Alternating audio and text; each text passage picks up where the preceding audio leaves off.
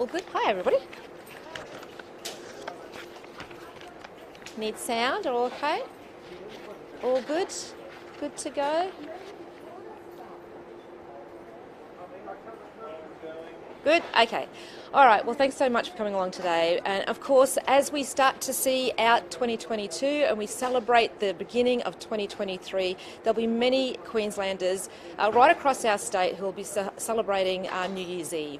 But here in the southeast, I can announce today, of course, that we will see free public transport beginning from 8 p.m. tonight through to 5:30 a.m. in the morning. Not only will we see free public transport, and of course there are some exceptions to that, including the air train, long distance travel, and of course on-demand services. But along with that free public transport, we'll also see extra services across the southeast corner. So extra buses that will begin from 6 p.m. on the Gold Coast, 7 p.m. on the Sunshine Coast, and 8:30 in Brisbane itself. And of course, extra train services from 8:30 p.m. across southeast Queensland to ensure that people are able to get home safely and in a timely manner. But of course, we know it will be busy tonight as many people come into South Bank, into various other locations where we're seeing some great celebrations. So make sure that you plan ahead, whether you've got the TransLink app or that you can get online and do the My Journey planning. That'll be a really important part of understanding how you can quickly get to where you want to be for the actual countdown, and of course get home safely and quickly as well. But wherever you might be, whether you're in the southeast corner of Queensland or anywhere in our state, I truly hope that you have a wonderful celebration tonight and that 2023 is a happy, healthy and prosperous year for everybody. I might just hand over to Roman very quickly to just talk a little bit about those services. Yeah, thank you, Minister. As Minister Enoch said, go out tonight and have a great time. After 8:30 tonight, service will be free till 5:30 in the morning or last service. Plan on your journey planner or go to 12:30 if you need that bit of extra information. But just go out, have a great time. There's plenty of public transport to get you home afterwards. There's extra trains, there's extra buses. Sunshine Coast and Gold Coast are catered for. So have a great night out and make sure you use public transport to get yourselves home. You'll get home safely and in a great manner. Thank you. Cool. All right, any questions? I'd like to ask you a another matter. Yes, okay, yep. We've seen supporters and relatives of Annastacia rallying this morning. Will the government take more action on crime and address those issues with the Justice Act that they are raising, including Emma's law, which has 100,000? Yeah, well, obviously, firstly, as I've said earlier, I do want to be able to just wait for those. Sorry, I'll just wait for those. I do want to acknowledge the family and, of course, the friends and the community of this family that's been impacted by this incredibly terrible, violent crime. I can only imagine what they're going through right now. As they get to grips with the grief of the event and the horror of the event, and they start to make plans for their farewells to Emma.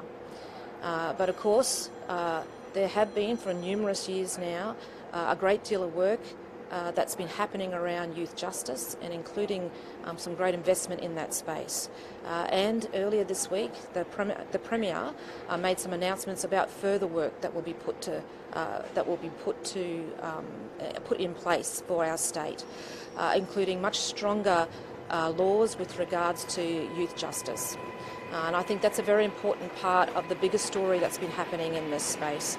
The Premier's made it very clear that she'll continue to listen to the community who have asked for these greater measures, who of course expect that community safety is absolutely at the forefront of what we're doing. So of course that work will continue to be done and we'll see those pieces of legislation changed in the new year.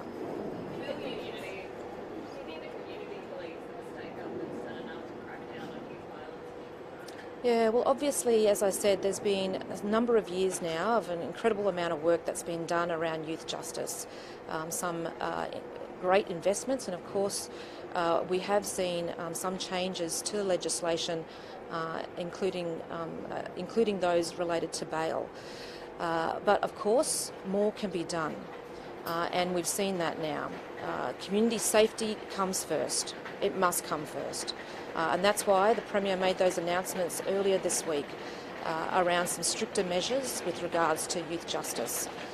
But, you know, when we think about young people, they don't all start from the same place. There's a lot of work that we have to do with some young people who continue to be behaving in a way that is just not safe for them or the community. And that's why this government continues to ensure that community safety is first and foremost. And after that, that's when we start to work on some of that stuff we have to do with those young people. And if that means further detention centres being built, then that's what the Premier has already announced. Do you think the community believes that enough has been done? I think that the community, of course, have been making it very clear that that they want to see more done, and that's why the Premier has made that announcement this week. I just ask you a question on tonight. Is it disappointing to see that taxis and Uber are upping their prices so much? Yeah, so obviously the government has been having a bit of a crackdown around taxis and ride shares and the way that they're interacting with their customers. And of course what we want to see is that people can get to and from celebrations tonight into the early hours in a safe and reasonable way. And in a way that you would expect from a service like your taxi services and of course your ride shares. What we expect is for them to do the right thing. Do the right thing by your customers. It's not a hard thing to ask for, and certainly that's what we're hoping for in tonight and into the new year. Thank you so much, guys. Appreciate it. Thanks for coming out. Be safe.